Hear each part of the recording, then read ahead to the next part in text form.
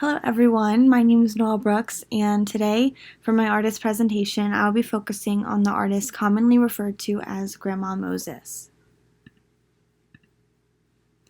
So Grandma Moses, as Anna Mary Robertson Moses was popularly known, spent 77 years as a live-in housekeeper and housewife. She had 10 children, but only 5 survived infancy. So that's a little bit about Grandma Moses' personal life. So Grandma Moses and her family kept a farm. She often busied herself on the farm by embroidering landscapes using yarn and thread. And here are some of the images of Grandma Moses' embroidery. As you can see, she did use yarn and thread. She included landscapes, lots of detail, lots of bright colors, things like that. And that is evident across all of her work, from the embroidery all the way to her painting, as we'll get into in a little bit. So in addition to embroidery, Grandma Moses spent some of her spare time painting. In 1927, when her husband died, she considered painting to be only just a hobby. She had no idea that her pieces would become so well known and that she would be regarded as one of America's greatest folk painters.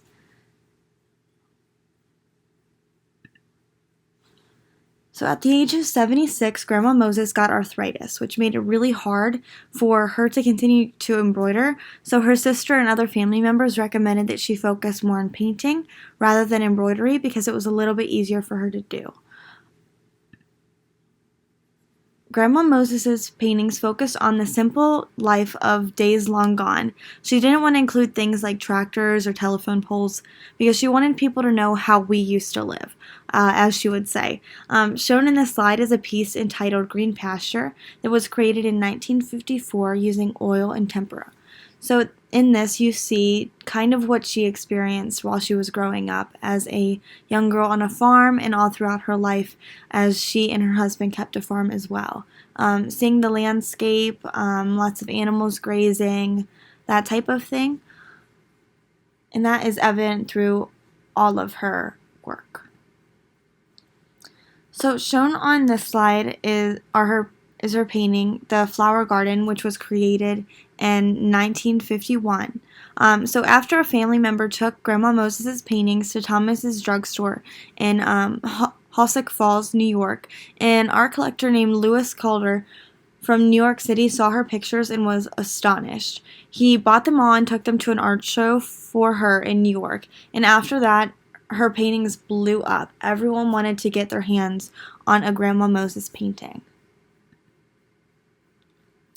So a fun fact that I found out was that Grandma Moses knew Norman Rockwell, and he put her in one of his paintings because they were friends. So you can see this picture on this slide, and then there is also a picture of them celebrating.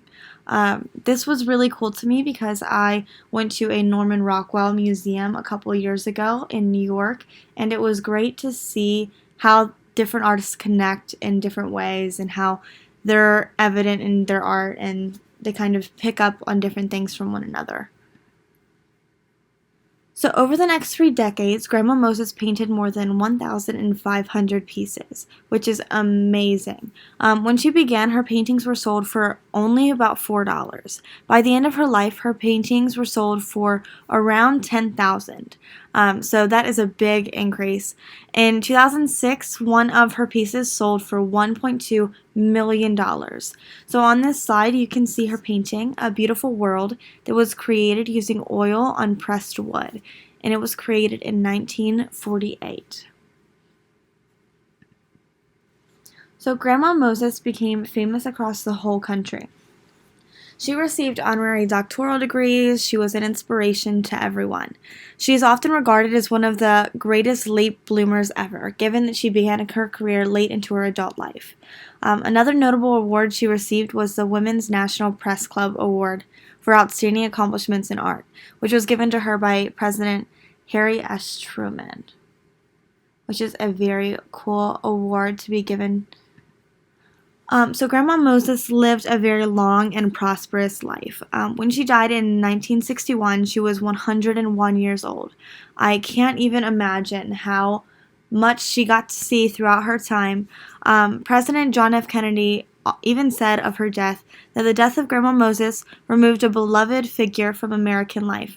Both her work and her life helped our nation renew its pioneer heritage and recall its roots in the countryside and on the frontier. All Americans mourn her loss. So it was just really cool to hear that so many people were impacted by her and her work, and that a president made that kind of statement after her passing. So today, learning about Grandma Moses throughout her life story and her accomplishments helps us realize that it is never too late to start something new. She is an inspiration to all in that aspect, and it's so great to see how she lived her passions and was able to be so successful so late in her life. So next we're going to go into looking a little bit more into her paintings and her artist style. So on this slide you see her painting The Old Carpenter Home that was created in 1951. So now that you know a little bit more about Grandma Moses, we're going to explore truly what she does in her paintings, what she included, what her process was. So Grandma Moses said that she goes from the top down when she paints. First she does the sky, then the mountains, then the hills. Then she moves on to the trees, the houses, the cattle, and lastly the people. So that is pretty evident throughout all of her paintings, as we'll go through. Definitely keep that in mind as you're looking at them. So also throughout all of her works, Grandma Moses utilized colors to match the seasons of the landscapes she's painted. So in winter landscapes, she primarily used white, and in summer landscapes, she used more greens, blues, and yellows. Grandma Moses' paintings were considered folk art because she painted realistic things she saw in her daily life. Grandma Moses used perspective in her pieces as well, to show how closer things are bigger and far away things are smaller. On this slide, you can see Auction 2, which was painted in 1961, and A Frosty Morning, created in 1944. So as you can see, the colors are very different from one another because they're depicting different seasons, and she also worked really hard on making that perspective and giving us some more depth in the painting. So one of Grandma Moses' last jobs as an artist was in 1960. She illustrated Clement Moore's book, 'Twas the Night Before Christmas. I think all of us have seen this at some point throughout our lives, whether it was read to us in elementary school or if we've seen it in passing, but it's just really cool to be able to know a little bit more about Grandma Moses and seeing how that translates into something that we didn't even realize she was a part of. So I hope you guys enjoy learning about Grandma Moses as much as I have. I wanted to leave you with one of my favorite paintings by her. Not entirely sure why this is my favorite of all of her paintings, but I really enjoyed just the way that she did the trees and the different colors and things she used in this piece. So this one is called Moonlight, and it was created in 1942. On this next slide are some resources that I utilized as I was going through and finding more information out about Grandma Moses. And as you continue on to the next slide, here is my lesson plan for the lower grades. So this one involves doing an art project that is connected to the different four seasons. So focusing on different characteristics of the four seasons and how you can represent those on a landscape setting using different colors, using perspective, and using those kind of things to emulate Grandma Moses' work and her artistic style while reinforcing the information that the students will learn about the four seasons.